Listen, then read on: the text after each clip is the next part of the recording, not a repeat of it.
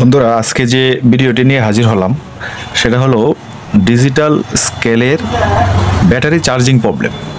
মানে অনেক সময় দেখা যাচ্ছে ব্যাটারি নতুন লাগানো হয়েছে কিন্তু চার্জ হচ্ছে না। ব্যাটারি যতক্ষণ চার্জ থাকে একদিন, 2 দিন, 3 দিন, এরপরে এলবি দেখানো মানে লো ব্যাটারি। ঠিক আছে, তো মানে ব্যাটারিটা চার্জ হচ্ছে না। তো আজকে চার্জিংটা নিয়ে একটু আলোচনা করব আর কিভাবে চার্জ হয় এটাই আপনাদের মাঝে আমি শেয়ার করব। তো দেখেন, এই যে একটা সার্কিট, এটা হলো স্কেলের কমন একটা সার্কিট। ম্যাক্সিমাম স্কেলে ছোটো যে স্কেলগুলি এটি পাওয়া যায়। আর আমার এই ভিডিওটা আসলে যারা একদম নতুন স্কেলের কাজ শিখতেছেন তাদের জন্য। ঠিক আছে, তো এবার দেখেন এখানে 5টি পয়েন্ট আছে, 1 2 3 4 5, এই 5টি পয়েন্ট আছে। তো কোনটির কি কাজ এটি আপনাদের মাঝে শেয়ার করব। অনেক সময় দেখা যাচ্ছে ইঁদুরে তার কেটে ফেলে।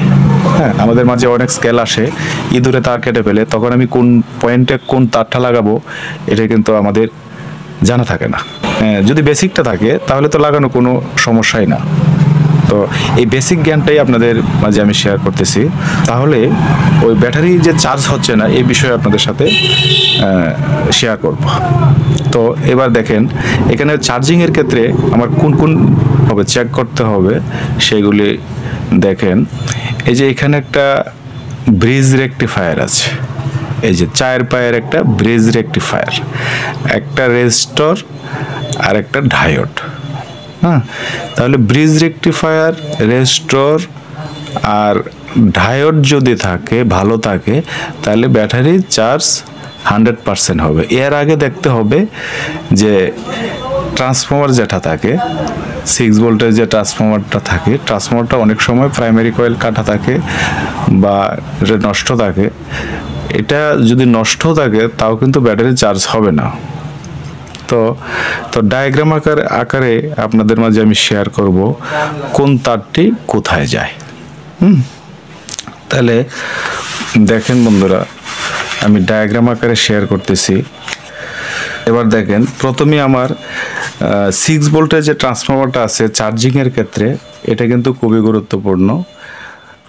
দেখেন এই যে আমি ট্রান্সফর্মারটা আমি আঁকলাম। তো স্কেলের ট্রান্সফর্মারের মূলত 4টি তার থাকে। প্রথমে হলো প্রাইমারি কয়েল, অর্থাৎ প্রাইমারি কয়েল দিয়ে আমরা এসি ইনপুট করি, এসি 1। ঠিক আছে, আবার এই তারটাকে আমরা ধরে নেব এসি 2। ঠিক আছে, তাহলে এসি 1 এসি 2 এটা হলো একটা কয়েল। তো মাঝখানে থাকবে কোর, এরপরে আমাদের সেকেন্ডারি কয়েলও আরেকটি কয়েল থাকে, 2টা মাথা থাকে। তো এই যে আমাদের এটা হলো ট্রান্সফর্মার, এটা হলো 600 মিলিঅ্যাম্পিয়ার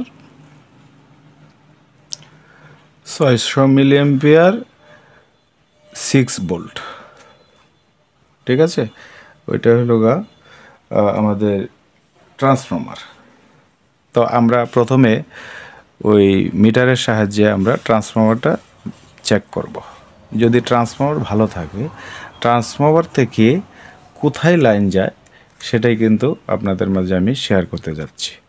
তো এইখানে যে কমন যে সার্কিটটা আছে, এই যে দেখেন 5টা কানেকশান। তাহলে প্রথমে আমরা চেক করব কোনটা গ্রাউন্ড। ঠিক আছে, দেখেন আমরা গ্রাউন্ড যদি আমরা চেক করি তাহলে কিভাবে চেক করব, আমরা মিটারটা বার্জার মোটে রাখব। ঠিক আছে, এই 5টা কানেকশানের মধ্যে তাহলে সার্কিটের যে সব জায়গায় কিন্তু গ্রাউন্ড আছে, তাহলে এইখানে আমার গ্রাউন্ড আছে। ওই যে লোড সেলের যে একদম কর্নারের যে পয়েন্টটা, এটা হলো গ্রাউন্ড। তাহলে দেখবো আমার কোনটা বাজে। এটা আমি বার্জার মোটে রাখছি, এই যে বন্ধুরা বার্জার মোটে রাখলাম। তাহলে সার্কিটের গ্রাউন্ডে আমি ধরলাম, দেখবো আমার কোন পয়েন্টটা কাজ করে মানে বাজে, সেটাই হলো গ্রাউন্ড ধরে নিতে হবে। দেখি কোনটা বাজে। এই যে এই পয়েন্টটা কিন্তু গ্রাউন্ড, আর কিন্তু ওইটাও কিন্তু বাজছে না, তাহলে এটা হলো গ্রাউন্ড। তাহলে আমরা 5টা তারের মধ্যে গ্রাউন্ড খুঁজে পেলাম। তাহলে 2 নম্বর পয়েন্ট হলো গ্রাউন্ড। ঠিক আছে, তাহলে আমার 5টা পয়েন্ট, আমরা টেস্ট যে পয়েন্ট যেখানে তার সংযোগ হয়, আমরা 5টা পয়েন্ট মার্ক করি। 1টা পয়েন্ট, 2টা পয়েন্ট, 3 নম্বর, 4 নম্বর, 5 নম্বর। এই যে সার্কিটের যে 5টা পয়েন্ট আমি আঁকলাম। 2 নম্বরটা হলো গ্রাউন্ড। এটা হলো গ্রাউন্ড। কোথায় যাবে? গ্রাউন্ড যাবে ব্যাটারির নেগেটিভ প্রান্তে। ওই যে ধরেন ব্যাটারি, এই যে ব্যাটারি, এটা হলো নেগেটিভ, এটা হলো পজিটিভ। ঠিক আছে, তাহলে গ্রাউন্ড আমরা ব্যাটারির নেগেটিভে আমরা দিয়ে দিলাম বলতে এটা ব্যাটারির নেগেটিভেই চলে গেল। ঠিক আছে, এবার আমি আগেই বলেছি যে চার্জিংয়ের ক্ষেত্রে ওই ব্রিজ রেকটিফায়ার, ডায়োড এবং রেজিস্টর, এই 3টাই হলো কাজ। এই 3টা কম্পোনেন্ট যদি ভালো থাকে তাহলে চার্জ হবেই, মাস্ট বি। তাহলে আমরা একটা পয়েন্ট পেয়েছি, সেটা হলো ব্যাটারির নেগেটিভ প্রান্তে চলে যাবে। এবার দেখব ট্রান্সফরমারের যে সেকেন্ডারি, এটা হলো প্রাইমারি, এটা হলো সেকেন্ডারি, ওই তারটা কোথায় যাবে? তাহলে আমরা এটা কিভাবে বাইর করব, কোথায় যাবে? তা আমরা এর আগে আমরা কিন্তু ব্রিজ কানেকশান দেখেছি, যে ব্রিজ রেকটিফায়ারের ট্রান্সফরমারের কানেকশান কিভাবে যায়। তাহলে এই যে হলো ব্রিজ রেকটিফায়ারের 4টে পা থাকে, অর্থাৎ এখানে 4টে ডায়োড একসাথে ভিতরে সেট করা আছে। তো এখানে দেখবেন ডায়োডের মাঝে ওই যে ব্রিজ ডায়োডটা আছে, ওই ডায়োডের মধ্যে সংকেত দেওয়া আছে। তাহলে এখানে আমার এসি কানেকশান যাবে, একটা পা হলো এই যে এসির সংকেত এরকম, আবার এটা হলো এরকম, তাহলে এইখানে এসি যাবে। আর এটা হলো নেগেটিভ, এটা হলো পজিটিভ। এইভাবে কিন্তু সংকেত দেওয়া থাকে ব্রিজ রেকটিফায়ারে। তাহলে আমরা জানি যে ট্রান্সফরমার হলো এসি কারেন্ট প্রভাবিত করে, তাহলে এসিটাকে ডিসিতে রূপান্তরিত করতে হলেই আমাদের ব্রিজ রেকটিফায়ারটা দরকার, ঠিক না? এবং আমাদের ব্যাটারিটাকে চার্জ করতে হলেও আমাদের ডিসি ভোল্টেজটা দরকার।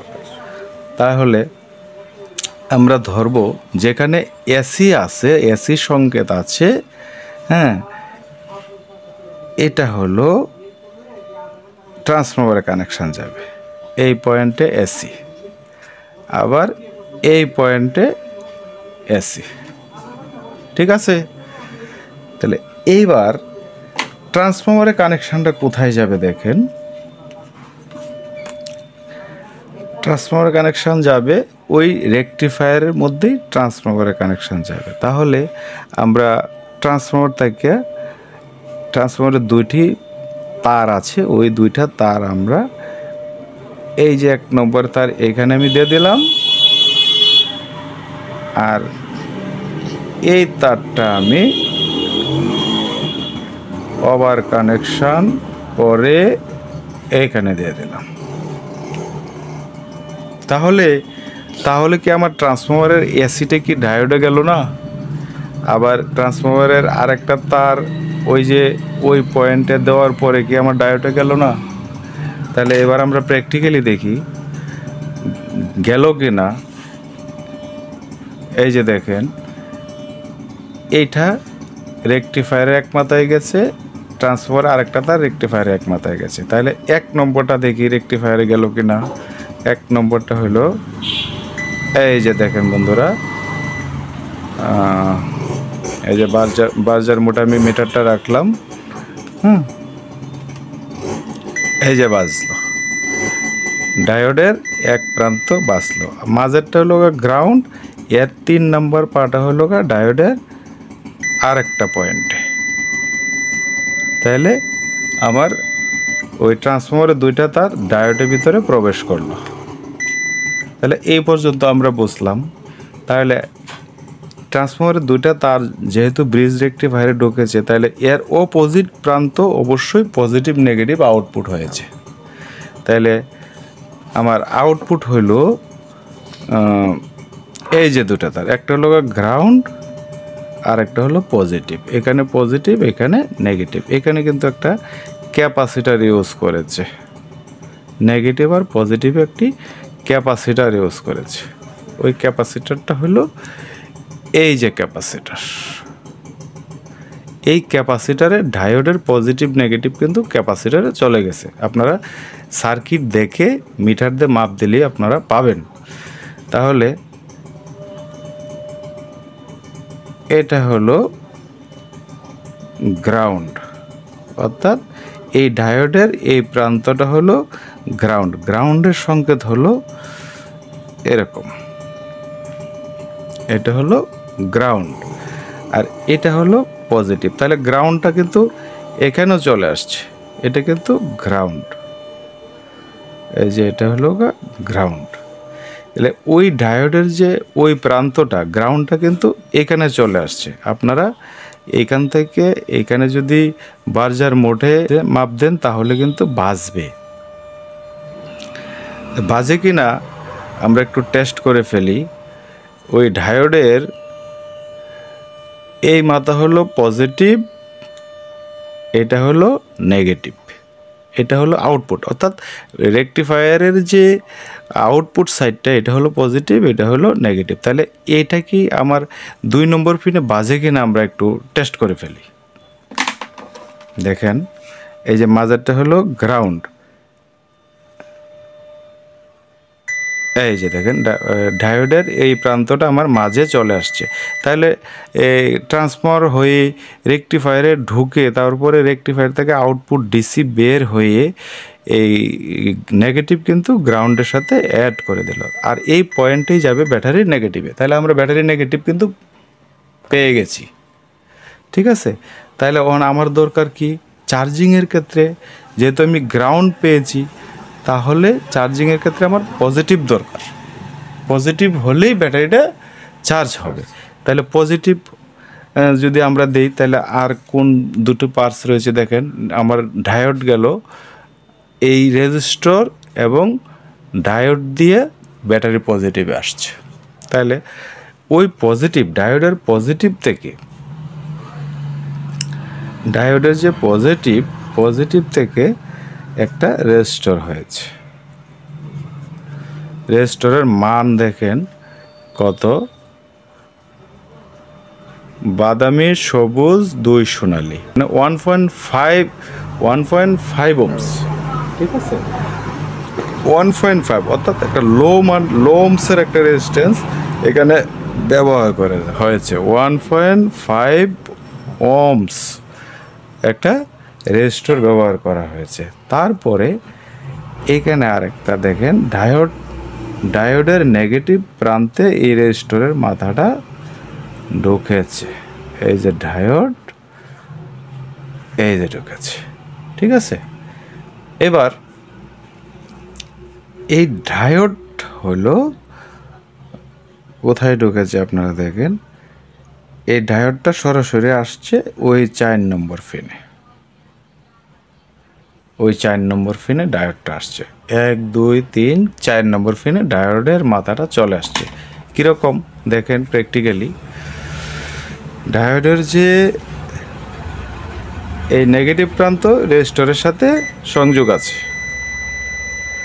আর ডায়োডের পজিটিভ প্রান্ত ওই 4 নম্বর পিনে সংযোগ হয়েছে, তার মানে ওই 4 নম্বর পিনে হলো গা ব্যাটারির পজিটিভ, এই প্রান্তটা হলো ব্যাটারির পজিটিভ। তাহলে দেখেন বন্ধুরা, আমরা খুব সহজেই বুঝতে পারলাম ব্যাটারি যদি চার্জ না হয় তাহলে এইটুকু যদি আমাদের বেসিক জ্ঞান থাকে এইটুকু, তাহলে ব্যাটারি চার্জ হবেই, এর কোনো সন্দেহ নেই। আমার কি ভালো থাকতে হবে, ট্রান্সফর্মার ভালো থাকতে হবে, এরপরে ট্রান্সফর্মার থেকে ওই পয়েন্টে গিয়ে রেকটিফায়ারে ব্রিজ রেকটিফায়ারে ঢুকেছে, ডায়োড ভালো থাকতে হবে, ডায়োডের গ্রাউন্ডটা এই 2 নম্বর পিনে সংযুক্ত আছে, আর পজিটিভ থেকে ক্যাপাসিটার মাথা থেকে একটা 1.5 ওহমসের রেজিস্টর হয়ে ডায়োডের নেগেটিভ প্রান্তে আসছে এবং পজিটিভটা 4 নম্বর পয়েন্টে ঢুকেছে, আর 4 নম্বর পয়েন্টটা ব্যাটারির পজিটিভে ঢুকেছে। তাহলে আমার এদিক দিয়ে ভোল্টেজ গিয়া ডায়োড হয়ে রেজিস্টর হয়ে সিঙ্গেল ডায়োড হয়ে ওই পয়েন্টে আসছে এবং এই পয়েন্টে আমি ব্যাটারির পজিটিভ লাগিয়ে দিলাম, আমার ব্যাটারি এখানে চার্জ হচ্ছে। এটা হলো গা 4 ভোল্ট ব্যাটারি। 4 ভোল্টের ব্যাটারি হলে আমার ট্রান্সফর্মার 6 ভোল্টের দিতে হবে, একটু বেশি দিতে হবে, তাহলে ব্যাটারিটা চার্জ হবে। এবার চার্জ তো হলো, চার্জিং ইন্ডিকেটর এটা কোথা থেকে যায়? অনেক সময় দেখা যাচ্ছে চার্জিং ইন্ডিকেটরটা জ্বলছে না, তাহলে ইন্ডিকেটরের ক্ষেত্রে কি হবে? এইখানে ওই যে 1.5 ওহমসের যে রেজিস্টরটা আছে এইখান থেকে একটা রেজিস্টর হয়, ছোট একটা এসএমডি রেজিস্টর হয়, ধরেন 1K 2K এরকম একটা রেজিস্টরের মাধ্যমে ডিসপ্লেতে চলে যায়। ওই পিন হয়ে ডিসপ্লের যে পিন, ডিসপ্লের যে 8টা পিন, এখানে 6 নম্বর পিনে রেজিস্টরটা হলো গা এই যে দেখেন একদম এই রেগুলেটরের পাশে, দেখেন রেগুলেটরের পাশে, ওই যে রেগুলেটরের পাশে একটা এসএমডি একটা রেজিস্টর আছে, ওই রেজিস্টরটা ডিসপ্লের যে সকেটটা আছে এখানে 6 নম্বর পিনে প্রবেশ করেছে, আর এই রেজিস্টরের মাথাটা ওই রেজিস্টরের সাথে সংযুক্ত হয়েছে, অর্থাৎ ডায়োডের নেগেটিভ প্রান্ত আর রেজিস্টরের এক প্রান্তে এই রেজিস্টরের মাধ্যমে ডিসপ্লে সকেট এর 6 নং পিনে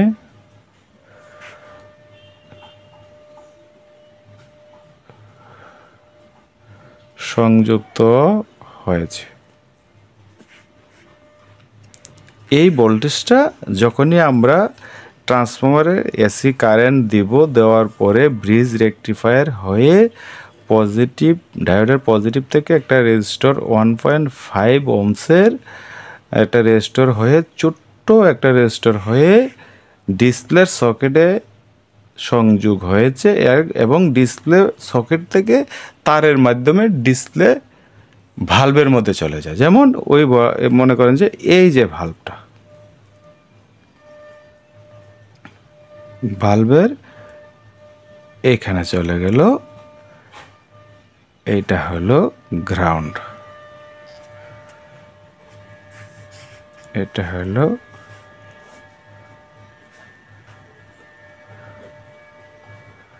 চার্জিং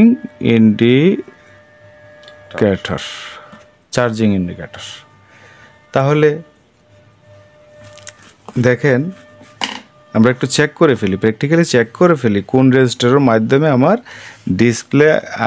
ডিসপ্লেতে চলে গেল। তাইলে আমরা এখানে দেখেছি যে 1.5 যে রেজিস্টারটা আছে এটা হলো 1.5, হ্যাঁ 1.5 এই মাথাটা আপনি দেখেন কোথায় গেল, ওই যে পিচ্ছি যে রেজিস্টারের কথা বলছিলাম এসএমডি, এই যে দেখেন এটার সাথে সংযোগ আছে। আবার রেজিস্টারের ওই মাথাটা ডিসপ্লের সকেটের 6 নম্বর পিনে সংযোগ আছে। এইটা তারের মাধ্যমে ডিসপ্লে আইসি সরাসরি ভালভে চলে গেছে, ইন্ডিকেটর ভালভে। তাইলে আমরা ভালভটা জ্বলতে দেখি, তার মানে আমরা বুঝতে পারি যে চার্জিং হচ্ছে, অর্থাৎ এটা চার্জিং ইন্ডিকেটর। তাহলে চার্জিং ইন্ডিকেটর মূল বিষয় না, মূল বিষয় হলো আমরা ব্যাটারির লাইন দুইটা খুলে ফেলবো।